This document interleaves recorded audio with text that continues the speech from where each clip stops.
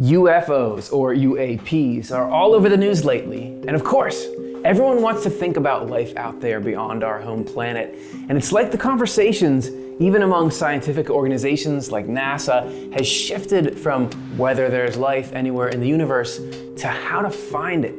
And some people are even saying that connecting with beings from other worlds might not just be a matter of figuring out how to physically travel through space, but also how to adjust our minds to be able to recognize and communicate with extraterrestrial life. We have to consider that we'll encounter beings who operate and think very differently from us.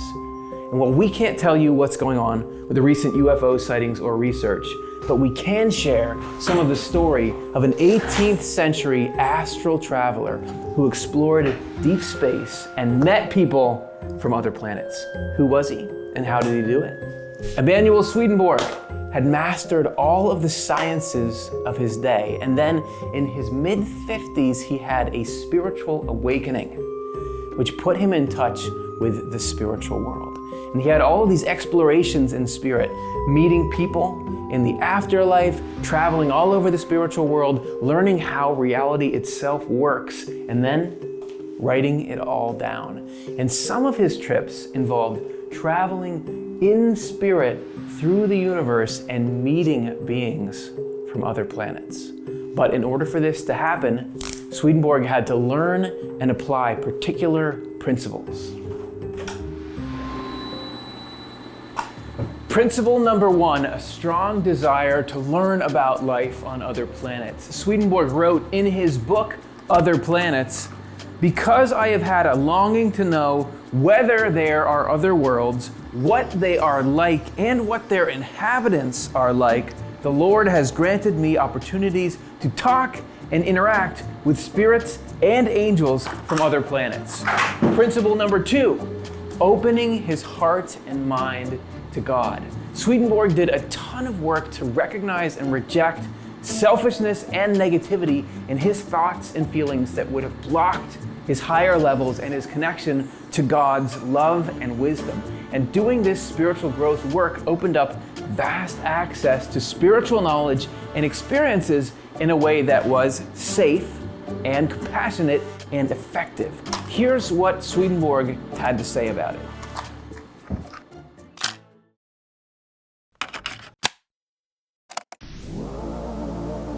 To communicate with spirits and angels as spirits ourselves is allowed us only if our character is such that we can be in angelic company with respect to our faith and love. And we cannot be in that company unless our faith and love are focused on the Lord. Principle number three, withdrawing his thinking from physical matter and time and space. It's basically impossible for us to grasp the idea of travel without moving through space unless we think from our spirit instead of our body. Because when we're thinking spiritually, we're not thinking about space and time, we're thinking about the realities underneath them. Principle number four, understanding how spiritual travel works.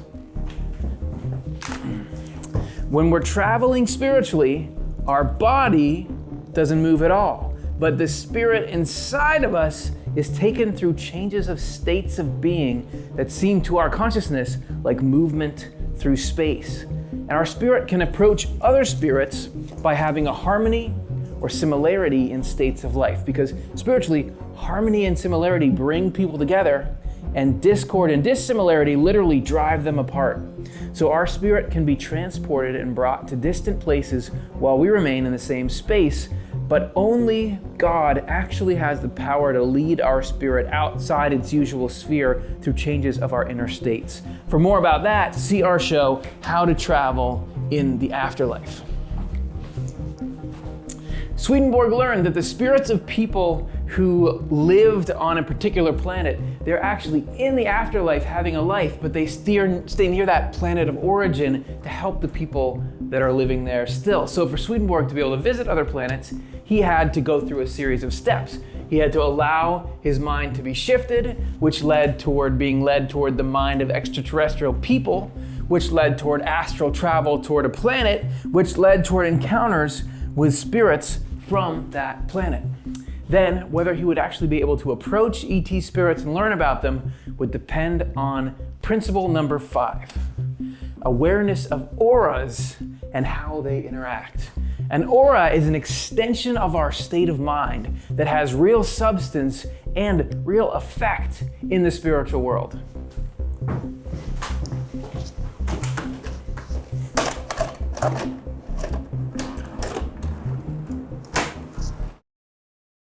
There are spiritual auras around every individual spirit and also around all communities of spirits. And since these auras radiate from the life of their feelings and associated thoughts, wherever there are contrary feelings, there is a collision and therefore anxiety. NASA has images representing the heliosphere at the edge of our solar system, and Swedenborg seems to have encountered the spiritual equivalent of that. Here is the first of 3 real stories of astral travel.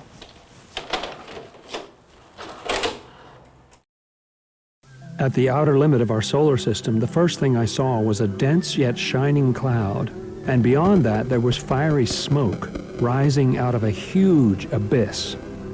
This was a vast chasm separating this side of our solar system from some extrasolar planets. I was taken across the middle of it, and in the abyss or chasm below me, I saw many people, meaning spirits. One of them said to me that they were guards to prevent anyone from crossing from our solar system to another one without permission. When some of the spirits in our company who lacked permission to cross over came to that great abyss, they began screaming that they were dying. They looked like people in the grip of death, so they stayed on their side of the chasm and could not be taken across. After being taken across that vast abyss, I finally reached a place where I could stop for a while. Dramatic. You can learn more about that story in our episode, The Spirituality of Aliens. The reason that those other spirits couldn't cross was that their minds and their auras weren't prepared like Swedenborg's were. And Swedenborg described the process of his preparation taking many hours and sometimes even a couple of days when he was going to meet people beyond the solar system. This made it seem to him like he was traveling through space for hours, but he knew that it meant it was taking that long for God to shift his mind into a compatible state. Now, story number 2. Some spirits appeared at a distance, but were reluctant to come closer. These spirits absolutely refused to think about their bodies or even about anything physical or material, unlike spirits from our planet.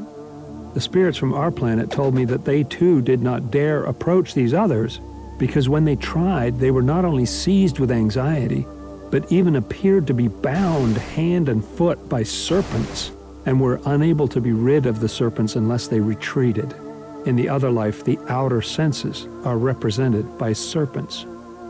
Since that's the nature of the spirits from that planet, in the eyes of other spirits, they do not appear in a clearly defined human form the way others do.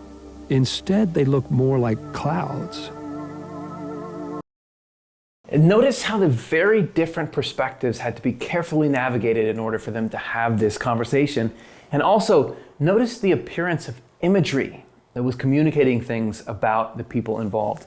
So tangible, representative imagery plays a big role in the spiritual world. We talk about that in our episode, Advanced Technology Originates in Heaven. Now, for our final story. On another occasion, I was taken to a different planet in the universe outside our solar system. Accompanying me were many spirits and angels from our planet. During our journey, it was granted to me to observe how vast the Lord's heaven for angels and spirits is. From the areas that are not inhabited, I could tell that heaven is so vast that if there were millions of planets, each of which had as many people as there are on ours, to eternity, there would still be enough room for everyone to live in, and it would never be filled.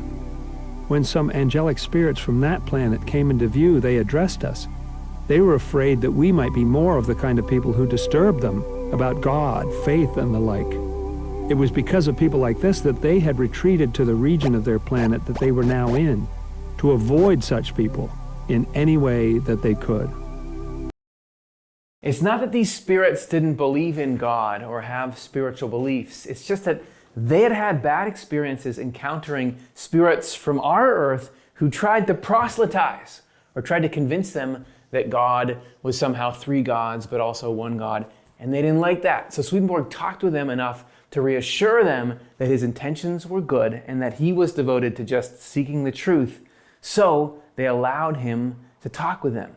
You can read more about all these encounters in Other Planets, or again, check out our episode, The Spirituality of Aliens, for more info about what Swedenborg learned about people on some other planets. So if we're going to start to talk to people from other planets someday, it seems we have to realize that there will be a real need to understand what mental focuses might cause friction, and that we'll need to make an effort to find common ground and understanding. And believe it or not, even with aliens, it's all about love. The more we're willing to open to God's love for everyone, the more we're willing to look for the good in others, find the common ground, and respect other perspectives, the more kinds of people we'll be able to meet and interact with in this life and in the afterlife. And we can get started with that right here on Earth with our own kind.